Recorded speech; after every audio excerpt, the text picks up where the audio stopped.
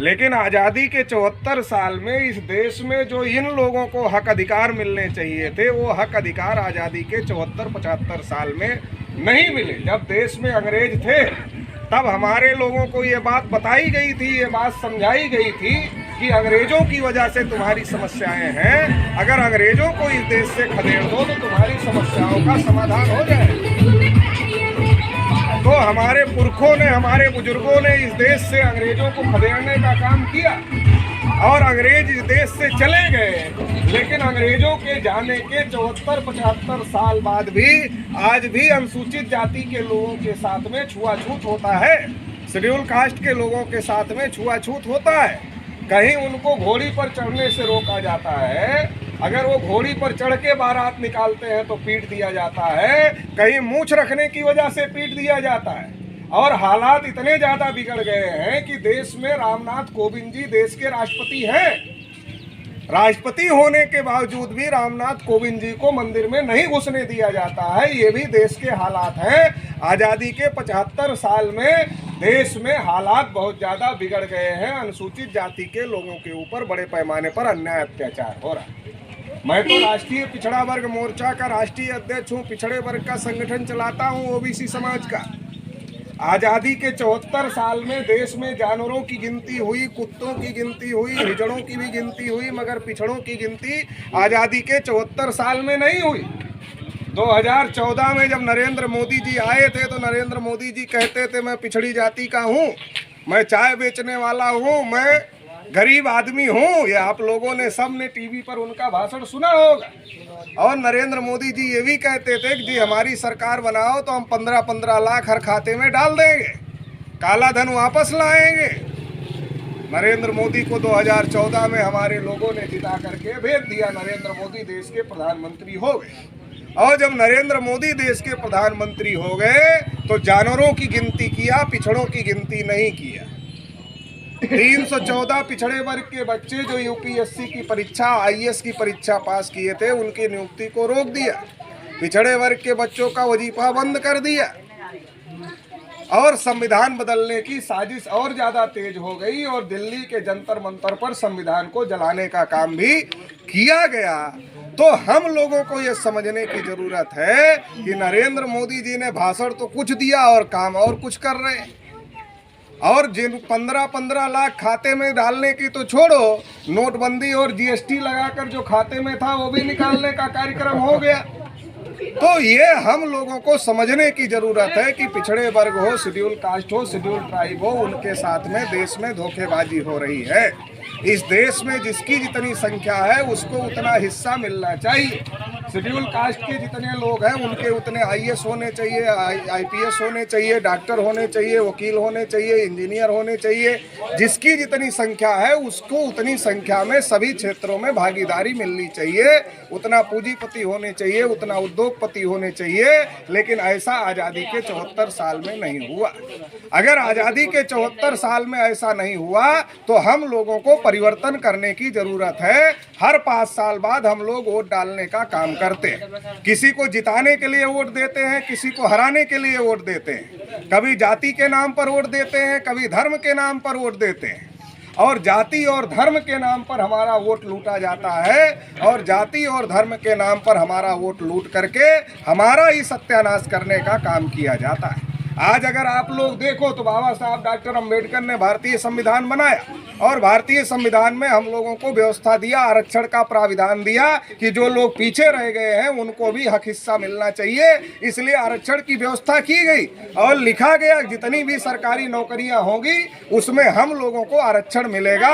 OBC के लोगों को भी 27% आरक्षण मिलता है, शेड्यूल कास्ट के लोगों को भी आरक्षण मिलता है, आदिवासियों को भी आरक्षण मिलता है। वो आरक्षण की व्यवस्था सरकारी जगहों पर है, लेकिन जो सरकारी जगहें हैं उसको बेचा जा रहा है। आप लोग अखबारों में पढ़ रहे होंगे, टीवी में देख रहे होंगे कि रेलवे स्टेशन बेचे जा रहे हैं, एयरपोर्ट बेचे जा रहे हैं, इंडियन ऑयल बेचा जा रहा है, भारत पेट्रोलियम बेचा जा रहा है, बीएसएनएल बेचा जा रहा है। जो जो सरकारी है वो सब बेचा जा रहा है। जब जो जो सरकारी है वो सब बेच दिया जाएगा तो ना आपके बच्चों को आरक्षण मिलेगा, ना आपके बच्चों को नौकरियां मिलेंगी। इतना ही नहीं, भारत के अंदर भारत कहाँ है ये आने वाले समय में खोजना पड़ सकता है, क्योंकि जो सरकारी है वही तो भारत है। जब सरकारी पर अडानी और अंबानी का कब्जा हो जाएगा तो अडानी अंबानी की प्रॉपर्टी हो जाएगी, वो भारत की प्रॉपर्टी नहीं रह जाएगी। तो देश को भी बचाने का सवाल है, नौजवानों को अपने हक अधिकार रोजगार की लड़ाई भी लड़ने का सवाल है। क्योंकि आज का नौजवान इंटर पास कर ले, बीए पास कर ले, बीएससी पास कर ले,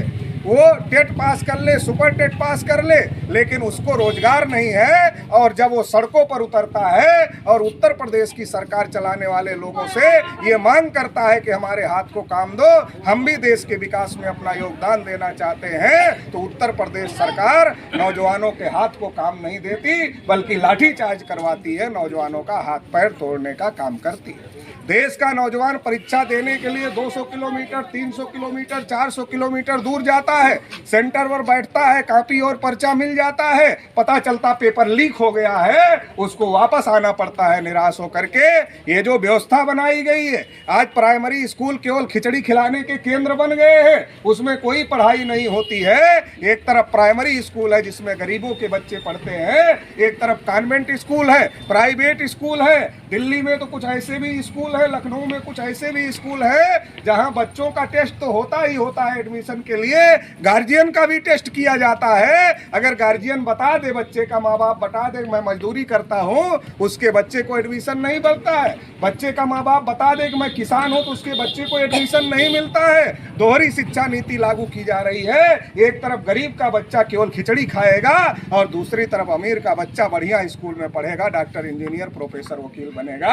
महंगी शिक्षा की जा रही है। बहुजन मुक्ति पार्टी केवल चुनाव लड़ने और जीतने हारने के लिए नहीं आई है, बल्कि बहुजन मुक्ति पार्टी ये बात आपके साथ कहने के लिए आई है कि एक समान शिक्षा नीति लागू करने के लिए आपको लड़ाई लड़ना पड़ेगा, और जो लोग लड़ाई लड़े उनके साथ खड़ा होना पड़ेगा, नहीं तो आपके बच्चों को जाहिल बनाने का कार्यक्रम चल रहा है। खिचड़ी खिला करके आपके बच्चों के भविष्य के साथ खिलवाड़ किया जा रहा है। फिर आप नरेगा मनरेगा से ज्यादा लायक आपका बच्चा रहेगा ही नहीं। नरेगा मनरेगा में भी रोज का रोजगार मिलता नहीं है, कभी कभार का रोजगार मिलता है। तो साथियों, ये जो परिस्थितियां हैं, आज संविधान खतरे में है, आज संविधान की प्रतियां जलाई गई दिल्ली के जंतर मंतर पर, आज आपका रोजगार खतरे में है, आज आपकी शिक्षा खतरे में है, आज आपकी जमीन खतरे में है। 3 काले कानून लाए गए, इतना बड़ा आंदोलन हुआ, किसानों के खिलाफ कानून लाए गए। केवल किसानों के खिलाफ ही नहीं, मजदूरों के खिलाफ भी कानून लाए गए हैं। उसकी लड़ाई कोई पार्टी नहीं लड़ रही है। और जब कानून वापस हुए आंदोलन के दबाव में किसानों के खिलाफ के, तो बीजेपी के मंत्रियों ने कहा कि अभी तो हम 2 कदम पीछे हटे हैं, छलांग लगाने के लिए, मतलब हम दोबारा फिर से कानून लाना चाहते हैं। तो आपकी जमीन भी छीनी जा रही है, आपका रोजगार भी छीना जा रहा है। छोटे मोटे व्यवसाय के लिए भी ऐसे ऐसे कानून बन रहे हैं कि अब हमारा आदमी छोटा मोटा व्यवसाय भी आने वाले समय में करने की स्थिति में नहीं रहेगा। तो ये जो सवाल है, जो साजिश करने वाले लोग हैं, वो ये चाहते हैं इन सवालों पर कोई बात ना हो। बात किस चीज पर हो? हिंदू और मुसलमान पर बात हो। बात सवाल पर ना हो, बात रोजी रोटी रोजगार पर ना हो, बात शिक्षा चिकित्सा पर ना हो, बात हिंदू और मुसलमान पर हो। ये कुछ लोग चाहते हैं, लेकिन उत्तर प्रदेश की जनता को ये तय करना है कि बात इस चुनाव में हिंदू और मुसलमान की नहीं होगी, बात रोजगार की होगी, बात शिक्षा की होगी, बात संविधान बचाने की होगी, बात लोकतंत्र बचाने की होगी, बात हमारे हक अधिकार की होगी, बात हमारे आरक्षण की होगी। ये लड़ाई लड़ने के लिए बहुजन मुक्ति पार्टी मैदान में है। तो इसलिए आप सभी लोगों को इस लड़ाई के लिए, क्योंकि कोई भी अच्छी पार्टी इस लड़ाई को लड़ने के लिए तैयार नहीं है। वो कहते हैं हम बड़ा मंदिर बनाएंगे, वो कहते हैं हम छोटा मंदिर बनाएंगे, लेकिन कोई नहीं कह रही है कि हम रोजगार कैसे देंगे, कोई नहीं कह रही कि हम समान शिक्षा व्यवस्था लागू करेंगे, कोई नहीं कह रही है कि हम आपके हक अधिकार को बचाएंगे, संविधान लोकतंत्र को बचाएंगे। ईवीएम में बहुत बड़ा घोटाला हो रहा है, बहुत सारे लोगों को पता होगा, लेकिन ईवीएम की लड़ाई कोई पार्टी नहीं लड़ रही है। बहुजन मुक्ति पार्टी ने सुप्रीम कोर्ट में लड़ाई लड़ी और अभी भी केस चल रही है। जो पेपर ट्रेल मशीन लगा हुआ है, वो हम लोगों ने लड़ाई लड़के चुनाव केस जीत करके सुप्रीम कोर्ट से पेपर ट्रेल मशीन लगवाने का काम किया। ये जो वोट का अधिकार मिला है, ये भी खतरे में है। इसलिए संविधान और लोकतंत्र को बचाने के लिए आप सभी लोगों को बहुजन मुक्ति पार्टी को जिताना चाहिए, क्योंकि अभी हम सदन में नहीं है, अभी हम विधानसभा में नहीं है, अभी हम लोकसभा में नहीं है, तो सड़क पर लड़ाई लड़ रहे हैं, कोर्ट पर लड़ाई लड़ रहे हैं। लेकिन जिस दिन हम सदन में जाएंगे तो यही लड़ाई सदन में भी लड़ेंगे, सदन सबसे बढ़िया जगह होती लड़ाई लड़ने की, क्योंकि कानून वहीं से बनता है। तो इसलिए ये लड़ाई आपके हक अधिकार की लड़ाई सदन में भी हो, इसके लिए आप लोग बहुजन मुक्ति पार्टी के हमारे प्रत्याशी वकार अजहर जी आप लोगों के बीच में हैं। इनका चुनाव निशान चारपाई है, तो चारपाई के चुनाव निशान पर आप लोग मोहर लगा करके इनको विजयी बनाने का काम करेंगे। इतना ही इस मौके पर मैं आप सभी लोगों से कहना चाहता हूँ। आप सभी लोगों ने मुझे सुना, इसके लिए आभार, धन्यवाद। जय मुर्गा।